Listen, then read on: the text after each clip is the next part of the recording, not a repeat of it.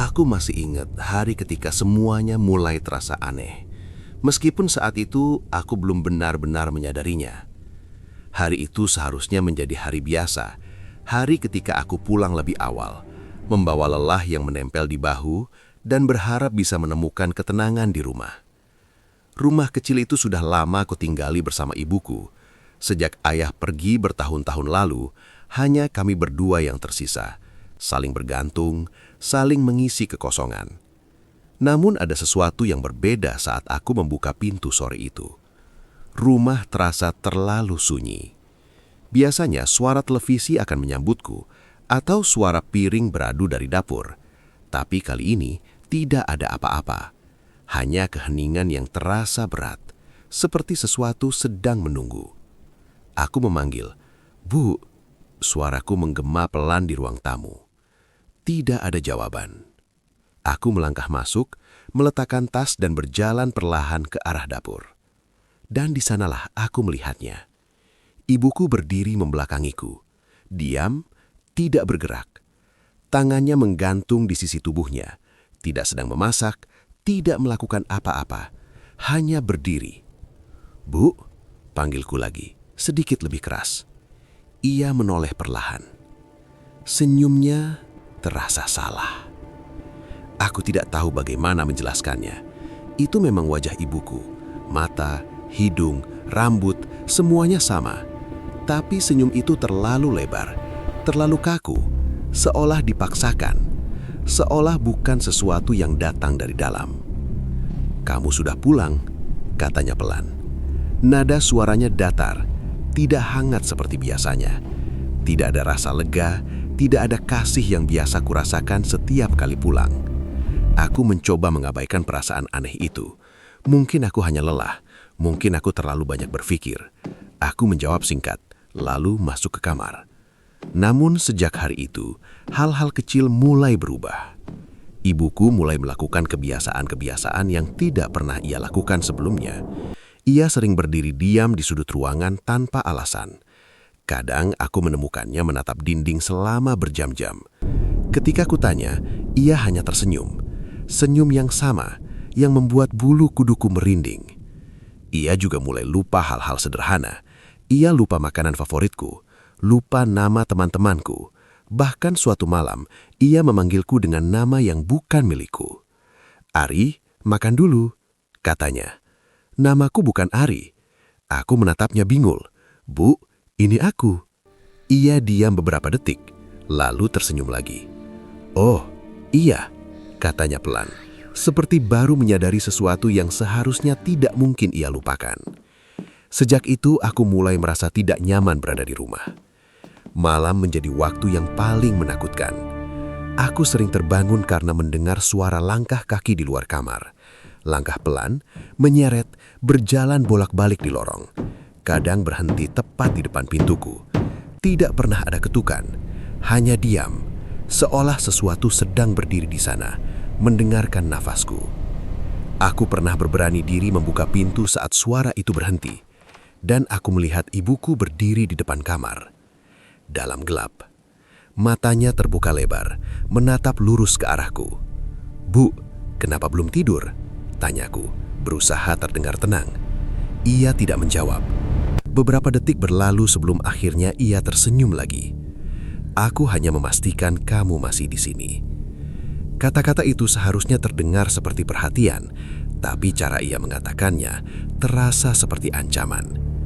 Sejak malam itu, aku mulai mengunci pintu kamarku. Aku juga mulai memperhatikan hal lain. Ibuku tidak pernah tidur. Setiap kali aku terbangun di tengah malam, aku selalu menemukan dia di tempat yang berbeda. Di dapur, di ruang tamu, di lorong, tapi selalu dalam posisi yang sama. Berdiri diam, menatap sesuatu yang tidak bisa kulihat. Aku mulai kehilangan tidur. Aku mulai kehilangan rasa aman. Dan kemudian, aku menemukan sesuatu yang membuat semuanya berubah. Suatu sore, saat ibuku pergi keluar, atau setidaknya itu yang ia katakan, aku memutuskan untuk masuk ke kamarnya. Aku tidak pernah melakukan itu sebelumnya, tapi rasa penasaran dan ketakutan mendorong aku. Kamarnya terasa dingin. lebih dingin dari bagian rumah lainnya. Aku membuka lemari, mencari sesuatu, apapun yang bisa menjelaskan perubahan ini. Dan di sana, di balik tumpukan pakaian, aku menemukan sebuah kotak tua. Kotak itu terkunci, namun entah kenapa, kuncinya sudah terpasang. Tanganku gemetar saat membukanya. Di dalamnya ada foto-foto lama, foto aku dan ibuku. Tapi ada sesuatu yang salah. Di setiap foto, wajah ibuku terlihat sedikit berbeda. Sangat halus, hampir tidak terlihat. Tapi jika diperhatikan, matanya tidak pernah benar-benar sama. Senyumnya berbeda di setiap foto, seolah itu bukan orang yang sama. Dan di bagian paling bawah kotak itu, aku menemukan sebuah foto yang membuat nafasku berhenti. Itu foto rumah ini.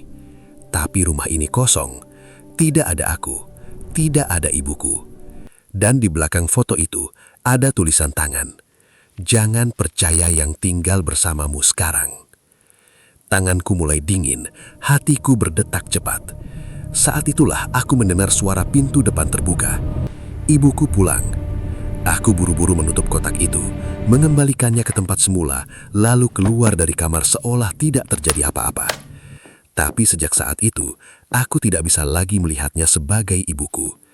Aku mulai memperhatikan setiap gerakannya, setiap senyumnya, setiap kata yang ia ucapkan, dan semuanya terasa salah. Suatu malam aku pura-pura tidur. Aku ingin tahu apa yang sebenarnya ia lakukan. Sekitar pukul 2 pagi, aku mendengar pintu kamarku dibuka perlahan. Aku tidak menguncinya malam itu. Langkah kaki masuk ke dalam. Aku menahan nafas. Ia berdiri di samping tempat tidurku. Aku bisa merasakan kehadirannya, bisa mencium bau aneh, bau lembab, seperti sesuatu yang sudah lama terkubur. Beberapa saat berlalu, lalu ia berbicara dengan suara yang bukan suara ibuku. Aku tahu kamu sudah curiga. Aku membeku. Aku ingin membuka mataku, tapi aku tidak berani. Aku sudah mencoba menjadi dia. Lanjutnya pelan, tapi kamu terlalu memperhatikan. Nada suaranya berubah, lebih dalam, lebih asing. Tapi tidak apa-apa, kamu akan terbiasa. Tangannya menyentuh wajahku. Dingin, sangat dingin. Aku hampir berteriak, tapi aku menahannya. Beberapa saat kemudian langkah itu menjauh. Pintu ditutup, dan aku tetap diam, tidak bergerak sampai pagi. Keesokan harinya, aku tidak tahan lagi. Aku harus keluar dari rumah itu. Aku harus pergi.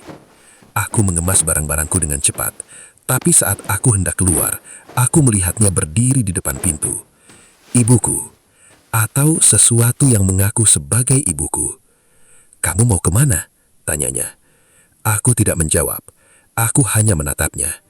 Dan untuk pertama kalinya, aku melihat sesuatu di balik wajah itu. Sesuatu yang bukan manusia. Senyumnya perlahan menghilang. Kalau kamu pergi, kamu tidak akan menemukan tempat lain. Aku meraih gagang pintu. Tapi kalau kamu tetap di sini, lanjutnya, suaranya berubah lagi. Aku bisa menjagamu, seperti dia dulu. Aku membuka pintu, dan tanpa menoleh lagi, aku berlari keluar. Aku tidak pernah kembali. Sudah berbulan-bulan sejak hari itu. Aku tinggal di tempat lain sekarang, jauh dari rumah itu. Tapi kadang-kadang, aku masih merasa dia mengikutiku. Kadang-kadang aku melihat sosok di ujung jalan, berdiri diam, menatap ke arahku. Kadang-kadang aku mendengar suara langkah kaki di malam hari. Dan yang paling menakutkan, kadang-kadang aku mendapat pesan dari nomor ibuku. Pesan yang hanya berisi satu kalimat. Aku masih ibumu. Dan setiap kali aku membaca itu, aku tidak pernah tahu apakah aku benar-benar berhasil pergi atau tidak pernah benar-benar keluar dari sana.